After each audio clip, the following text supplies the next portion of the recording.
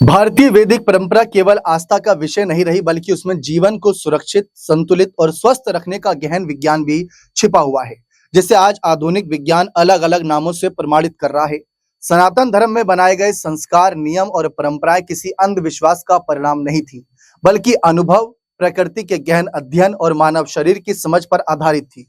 भोजन को लेकर भारतीय संस्कृति की सोच इसका सबसे बड़ा उदाहरण है, जहां खाना केवल पेट भरने का साधन नहीं था, बल्कि शरीर, मन, ऊर्जा को शुद्ध करने की प्रक्रिया माना जाता था। यही कारण है कि भोजन पकाने से लेकर भोजन ग्रहण करने तक कई नियम बनाए गए, जिनमें से एक अत्यंत महत्वपूर्ण नियम था भोजन का पहला अंश अग्नि को समर्पित करना। जी हाँ, अर्पित करना। जैसे यज्ञ, हवन और धार्मिक अनुष्ठानों में अग्नि में आहुति देना तो आज भी आम है, लेकिन बहुत कम लोग जानते हैं कि प्राचीन समय में घरों में बनने वाले रोजमर्रा के भोजन का भी एक छोटा अंश सबसे पहले अग्नि को अर्पित किया जाता था। यह परंपरा केवल ईश्वर के प्रति कृतज्ञता दिखाने का माध्यम नहीं थी, बल्कि ये भोजन की गुणवत्ता और शुद्धता जांचने का एक व्यवहारिक तरीका भी थी। हमारे पूर्वज मानते थे कि अग्नि सबसे पहली परीक्षक है, क्योंकि जो भोजन अग्नि को स्वीकार नहीं होता, वह मानव शरीर के लिए भी सुरक्षित नहीं हो सकता। अग्नि में भोजन डालते समय उसके जलने का तरीका, रंग, गंध और निकलने वाला धुआं ध्यान से देखा जाता था।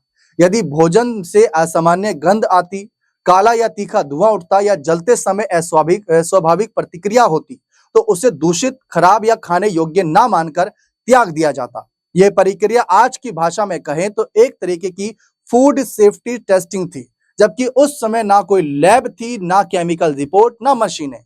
इसके बावजूद हमारे पूर्वजों ने भोजन से होने वाली बीमारियों से बचने का प्रभावी तरीका खोज लिया था। आज आधुनिक विज्ञान जिस फूड कंटेमिनेशन, बैक्टीरिया, फंगस और टॉक्सिन की बात करता है, उसका संकेत हमारे ग्रंथों और परंपराओं में प्रतीकात्मक रूप से पहले ही मौजूद था। अग्नि केवल आग नहीं थी, वे शुद्धिकरण का माध्यम थी, ऊर्जा का प्रतीक थी और परिवर्तन की शक्ति मानी जाती थी।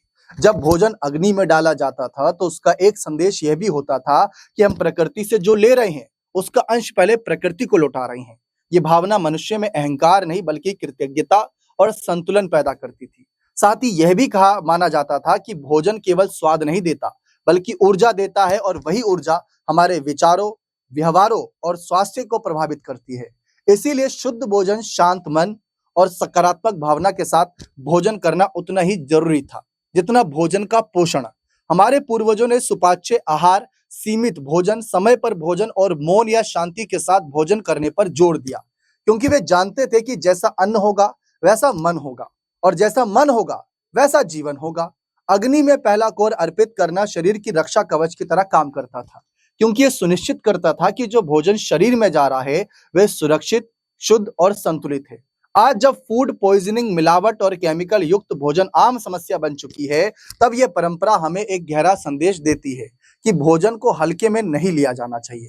भले ही आज हम अग्नि में भोजन ना डालें, लेकिन भोजन की गुणवत्ता, शुद्धता और स्रोत पर ध्यान देना उसी परंपरा का आधुनिक रूप है। सनातन धर्म की यही विशेषता है कि वह अंधविश्वास नहीं, बल्कि समय के साथ ढलने वाली जीवन विज्ञान है।